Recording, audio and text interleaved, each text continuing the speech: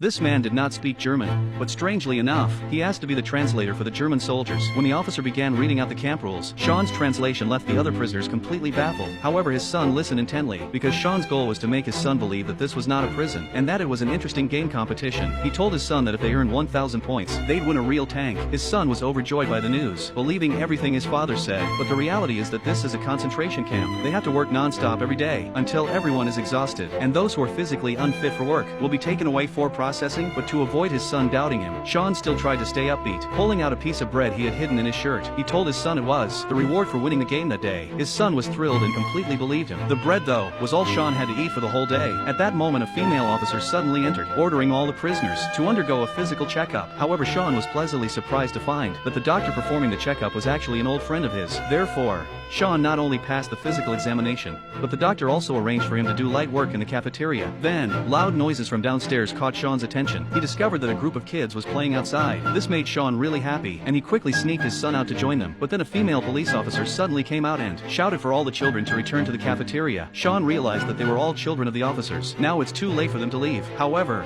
what Sean didn't expect was that the female officer mistook his son for one of the officer's children. With no choice, Sean repeatedly told his son, "Don't say a word, no matter what happens," because the officer's kids didn't speak Italian. If his son spoke, their cover would be blown. But during the meal, the boy accidentally said thank you in Italian. This immediately caught the waiter's attention. He suspected the child wasn't a German kid, so he immediately reported it to his superior. Sean, fearing his son's identity might be exposed, quickly followed behind. At that moment, he suddenly came up with a plan. When the female officer angrily walked in, Sean had already taught all the German kids to say thank you in Italian. In this way, Sean's cleverness saved his son once again. That night, after returning to the camp barracks, Sean had just managed to get his son to sleep, but suddenly it became very noisy outside. He hurriedly got up and went to the window. He asked the other prisoners what had happened. A fellow prisoner told him that the war was over, but before leaving, they planned to dispose of all the prisoners in the concentration camp. Realizing the danger of the situation, Sean quickly picked up his son and ran out of the cell. At this point, Sean said to his son, "Today is the last game of hide and seek. If they could hide until sunrise, they would win the final prize, a tank." The boy believed him. Sean quickly hid his son. He then rushed to the women's prisoner of war camp to rescue his wife,